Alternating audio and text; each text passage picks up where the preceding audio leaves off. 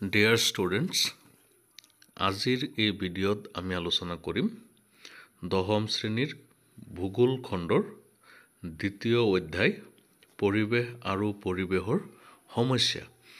এই অধ্যায়টিৰ পৰা যিবোৰ প্ৰশ্ন পূৰ্বতে SSLC ফাইনেল পৰীক্ষাত আহিছে সেইবিলাক আৰু এইবাৰ অহাৰ সম্ভাৱ্য যিবোৰ প্ৰশ্ন আছে সেই সকলোবোৰ ইয়াত তোমালোকক বাছনি কৰি দিয়া হৈছে।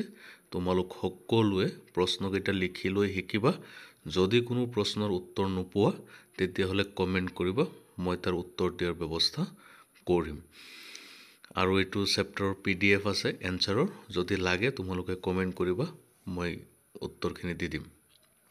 এতিয়া আমি ভিডিঅ'টিলৈ আগবাঢ়িম। তাৰ আগতে তোমালোকে যদি এতিয়ালৈকে চেনেলটো ছাবস্ক্ৰাইব কৰা নাই, ছাবস্ক্ৰাইব কৰি দিয়া। এতিয়া ব'লা ভিডিঅ'টি ষ্টাৰ্ট কৰোঁ।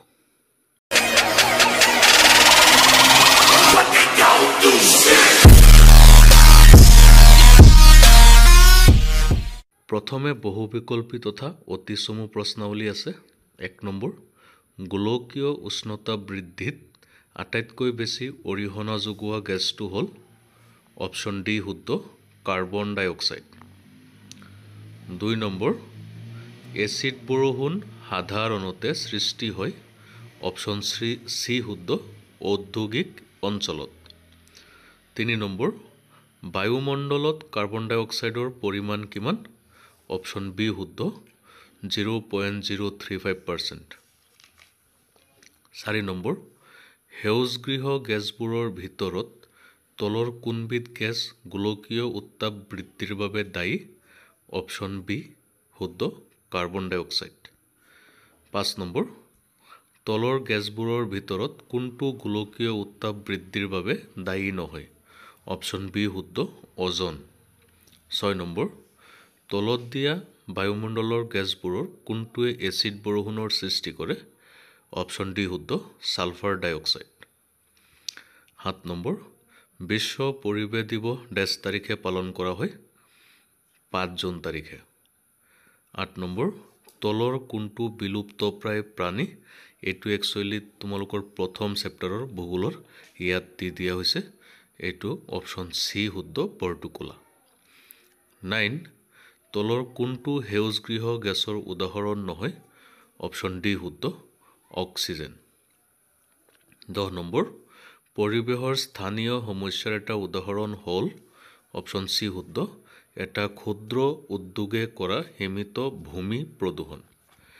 তাৰপিছত আছে কেইটামান প্ৰশ্ন তোমালোকক বাছি দিয়া হৈছে। 1 নম্বৰ, মৰুকৰণ কি? মৰুকৰণৰ দুটা কাৰণ লিখা। 2 নম্বৰ, প্ৰদূষণ কি?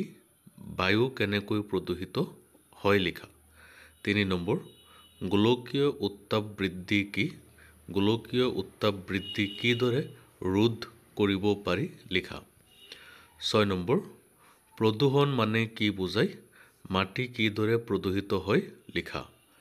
7 নম্বৰ, পানী প্ৰদূষণ কেনেকৈ হয়। 8 নম্বৰ, গোলকীয় উত্তাপ বৃদ্ধিৰ 3টা ফলাফল লিখা।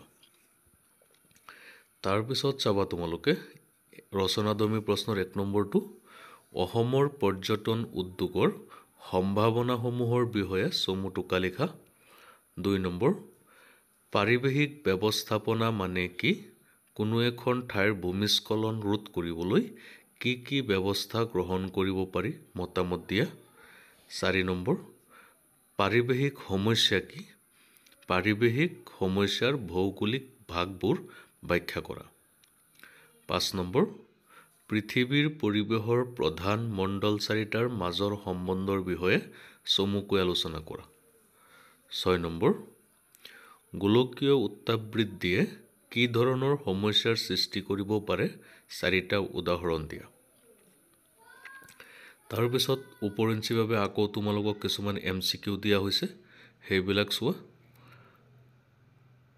1 নম্বৰত দিছে, পিটাৰ হেগেট এজন ডেছ। অপশ্যন চি শুদ্ধ, ভূগোল বিজ্ঞানী। তাৰপিছত আছে 2 নম্বৰত দিছে, গোলকীয় উত্তাপ বৃদ্ধি এটা ডেছ। অপশ্যন চি শুদ্ধ, আন্তঃৰাষ্ট্ৰীয় সমস্যা।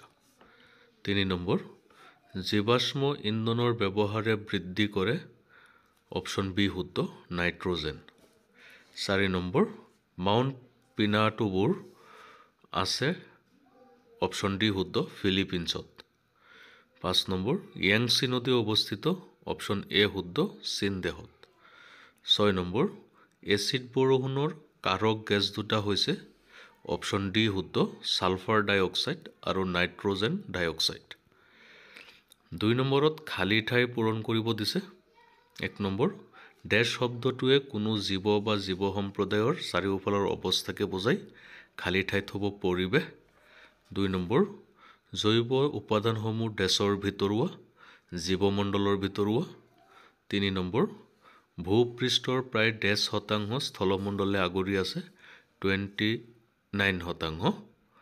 4 নম্বৰ শিল বালি মাটি মণিক আদিৰ দ্বাৰা গঠিত পৃথিৱীৰ স্থলভাগকে ডেশ বোলে স্থলমণ্ডল বোলে 5 নম্বৰ পৃথিৱীৰ সাগৰ মহাসাগৰবোৰে ইয়াৰ ডেশ গঠন কৰিছে জলমণ্ডল গঠন কৰিছে 6 নম্বৰ জলমণ্ডলে ভূপৃষ্ঠৰ 10% আগুৰি আছে 71%।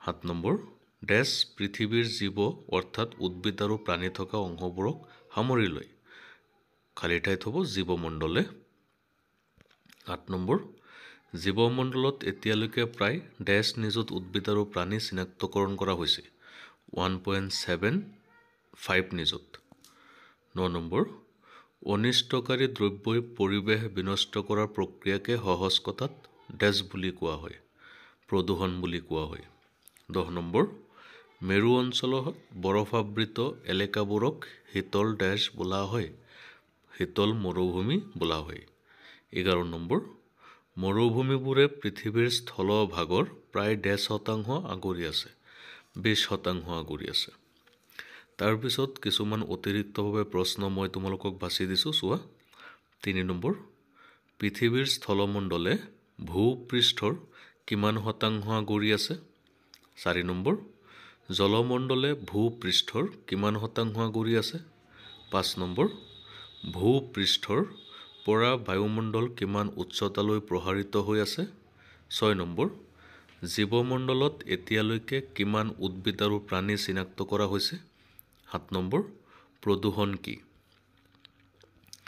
আৰু কেইটামান প্ৰশ্ন চোৱা 8 নম্বৰ বায়ুমণ্ডলত নাইট্ৰজেন গেছ কিমান শতাংশ আছে 10 নম্বৰ পৰিৱেশৰ উপাদান দুটা কি কি 12 নম্বৰ বায়ুমণ্ডলত স্বাভাৱিক অৱস্থাত কিমান শতাংশ কাৰ্বন ডাই অক্সাইড গেছ আছে 13 নম্বৰ দুবিধ সেউজ গৃহ গেছৰ নাম লিখা তাৰপিছত কেইটামান চমু প্ৰশ্ন চোৱা 5 নম্বৰ প্ৰদূষক কি 7 নম্বৰ শীতল মৰুভূমি কি 8 নম্বৰ সেউজ গৃহ গেছ কাক বোলে 9 নম্বৰ এচিড বৰষুণ কিদৰে সৃষ্টি হয় তাৰপিছত 14 নম্বৰ পৰিৱেশৰ পৰিৱৰ্তনৰ প্ৰধান কাৰকবোৰ উল্লেখ কৰা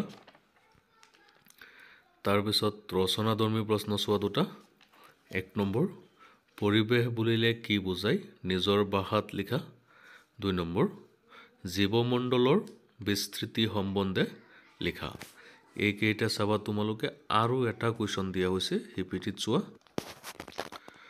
9 নম্বৰত চোৱা মৰুভূমি কাক বোলে মৰুকৰণৰ সংজ্ঞা দিয়া এইটো চাবা আৰু 12 নম্বৰ গোলকীয় উত্তাপ বৃদ্ধি কি ইয়াৰ কাৰকবোৰ উল্লেখ কৰা এইখিনি কুৱেশ্যন তোমালোক সকলোৱে ভালকে পঢ়িব লাগিব যদি এইটো চেপ্টাৰৰ পৰা তোমালোকে যিকোনো কুৱেশ্যনৰ এনসাৰ কৰিব বিচৰা অতি চমু প্ৰশ্ন উত্তৰ আৰু হলহেতেন কিন্তু লং কুৱেশ্যনবিলাক সিলেক্ট কৰোতে মই এইটো ধ্যানত ৰাখিছো কোনবিলাক এনসাৰত অতি চমু প্ৰশ্নবোৰ সোমাই যাব গতিকে তোমালোকে নিৰ্দ্বিধাই কোনো চিন্তা নকৰাকৈ এইকেইটা কুৱেশ্যন লিখি শিকিবা তোমালোকৰ পৰীক্ষাত এইটো চেপ্টাৰৰ পৰা কমন পৰি যাব বাকি চেপ্টাৰবিলাক আগবঢ়াম অতি সোনকালে গতিকে আজিৰ ভিডিঅ' ইমানখিনি আকৌ কৈছো যদি কোনো প্ৰশ্নৰ উত্তৰ নোপোৱা কমেন্ট কৰিবা মই তাৰ উত্তৰ দিম ধন্যবাদ